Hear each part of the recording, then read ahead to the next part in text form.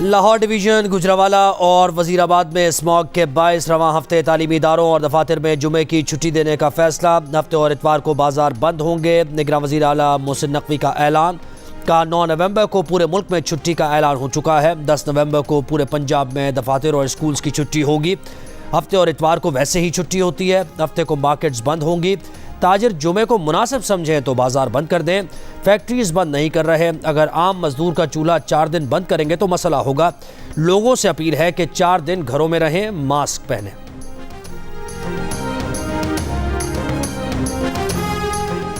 نون league اور M Q M کا مل کر الیکشن لڑنے کا اعلان۔ مشترکہ انتخابی حکمت عملی پر اتفاق۔ لاہور میں نون لیگ کے قائد نواز شریف سے ملاقات کے بعد ایم کیو ایم اور نون لیگ رہنماؤں کی پریس کانفرنس۔ سعد رفیق نے کہا 1.5 سال قبل ایم کیو ایم سے سیاسی اتحاد ہوا، تبھی آج والا اتحاد طے پا گیا تھا۔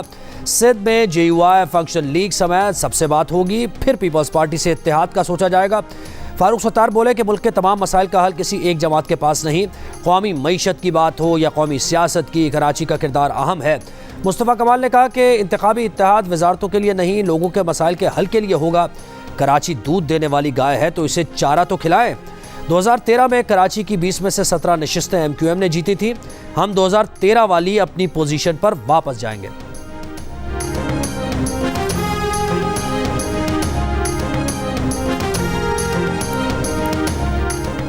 چیئرمین پی ٹی آئی کو صرف اس لیے نہیں ہٹایا کہ حکومت چاہیے تھی، دیکھ رہے تھے کہ ان سے حکومت نہیں چل رہی تھی، انہیں نہ کام کرنا آتا ہے اور نہ ہی کروانا آتا ہے۔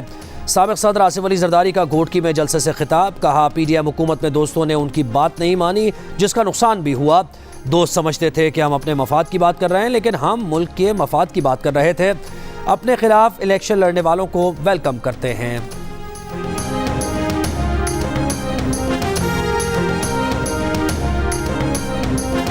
Chairman P T I NAB case میں سپریم کورٹ میں پیش ہونا چاہتے ہیں، انتظامات کیے جائیں۔ چیئرمین پی ٹی آئی کے وکیل گوہر خان کا کہنا ہے کہ آج جیلر کی جانب سے نیب کیس کے نوٹس کی copy chairman P T I کو پہنچائی گئی ہے۔ چیئرمین پی ٹی آئی نے انہیں کہا ہے کہ نواز شریف ہمیشہ امپائر کو ساتھ ملا کر کھیلتے ہیں، اس بار نواز شریف کی کوشش ہے ہماری پوری ٹیم کو کھیلنے ہی نہ دیا جائے۔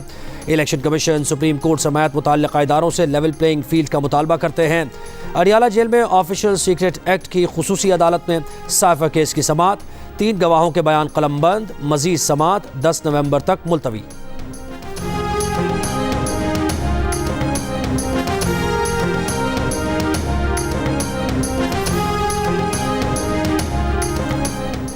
فراڈ کیس میں سابق وفاقی وزیر فواد چودھری اسلام آباد کی عدالت میں پیش۔ فواد چودھری نے اپنے بھائی وکیل فیصل چودھری سے کہا سر پر کپڑا ڈال کر عدالت لایا گیا، توہین عدالت کی کارروائی درخواست دائر کریں۔ فیصل چودھری کی فواد چودھری کی ہتھکڑی کھلوانے اور فیملی سے ملاقات کی اجازت دینے کی استدعا۔ فواد چودھری کے جسمانی ریمانڈ میں مزید 1 دن کی توسیع۔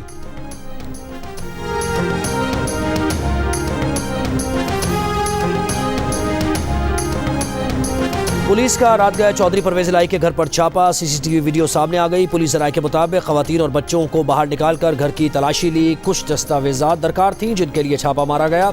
مونس الہی کا کہنا ہے کہ پرسوں کی ناکام کارروائی کے بعد صبح 4 بجے پنجاب پولیس نے دوبارہ بغیر وارنٹ کے گھر پر چھاپا مارا۔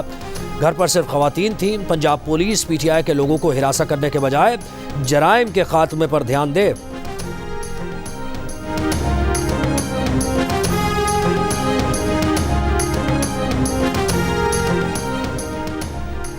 چکلالہ گیریژن میں شہید لیفٹیننٹ کرنل محمد حسن حیدر کی نماز جنازہ ادا کر دی گئی۔ نماز جنازہ میں نگراں وزیر اعظم انوار الحق Kakar, army chief general Syed Asim Munir, chairman joint chiefs of staff committee, نگراں وزیر دفاع، اعلیٰ سول و عسکری افسران، فوجیوں، رشتہ داروں اور شہریوں کی شرکت۔ شہید لیفٹیننٹ کرنل حسن حیدر کو اسلام آباد میں پورے فوجی اعزاز کے ساتھ سپرد خاک کر دیا گیا۔ لیفٹیننٹ کرنل محمد حسن حیدر خیبر کے علاقے تیرہ میں دہشت گردوں کے خلاف آپریشن میں شہید ہوئے تھے۔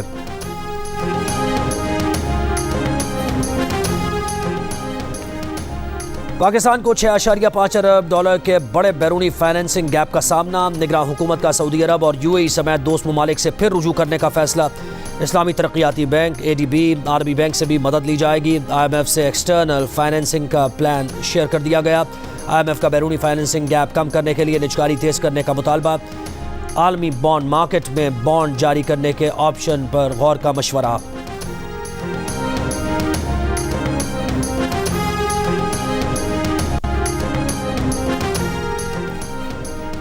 वफाकी हुकूमत की 29 अरब रुपए के तरक्याती फंड जारी करने की तैयारी। वफाकी काबीना ने 24 रुकनी कमेटी की मंजूरी दे दी। स्टीयरिंग कमेटी को तरक्याती स्कीम्स के लिए फंड्स जारी और मनसूख करने का इख्तियार होगा। पहली मरतबा निगरान वफाकी हुकूमत की जानिब से तरक्याती स्कीम्स के लिए फंड्स जारी किए जाएंगे।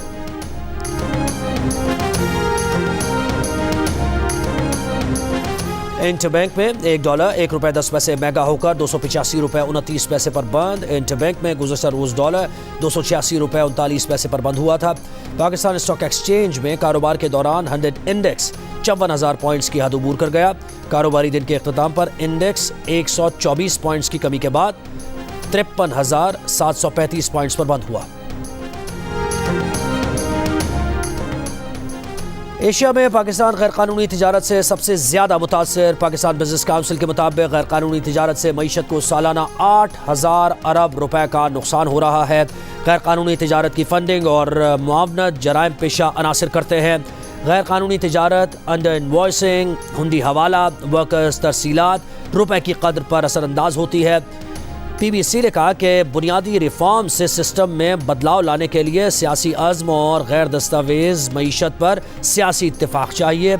PBC ने तजवीज़ दी कि अंडर इन्वॉइसिंग और स्मगलिंग की फंडिंग के ज़र मुबादला का बहाव कम करें, नकदी का इस्तेमाल करके ट्रांजेक्शन्स में शफाफियत लाएँ, गैर कानूनी अशिया की फ़रोख्त के तमाम मराकज़ नेट में लाए जाएँ, अफ़गान ट्रांजिट तिजारत का गलत इस्तेमाल रोकें, मुकदमात मौसर तरीके से चलाएँ और सज़ाएँ दें।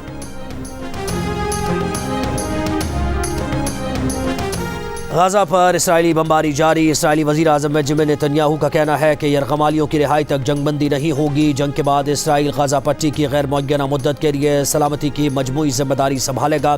गाज़ा में जंग के दौरान 1 घंटे के कलील वक्फे की इजाज़त दी है। अमरीकी सदर जो बाइडन का इसराइली वज़ीर आज़म को टेलीफोन।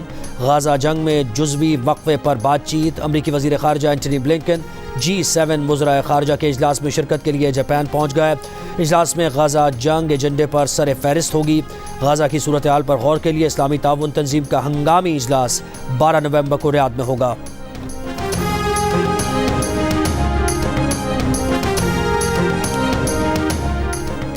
पाकिस्तान की जानिब से गाज़ा के मुतासरीन के लिए इमदादी सामान की दूसरी खेप रवाना कर दी गई। निगरान वज़ीर ख़ारजा जलील अब्बास जिलानी ने कहा कि इंसानी हमदर्दी की बुनियाद पर 90 टन का इमदादी सामान गाज़ा रवाना किया जा रहा है।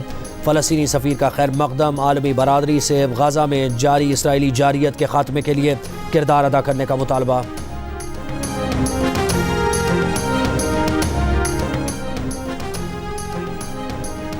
HEC ने अफगान तलबा के लिए 4,500 स्कॉलरशिप्स के तीसरे मरहले का आगाज़ कर दिया। ग्रेजुएशन तकरीब में 281 अफगान तलबा को असनाद दी गई। स्कॉलरशिप प्रोजेक्ट के 2 मरहलों में 6,000 अफगान तलबा को वज़ाइफ मिल चुके हैं।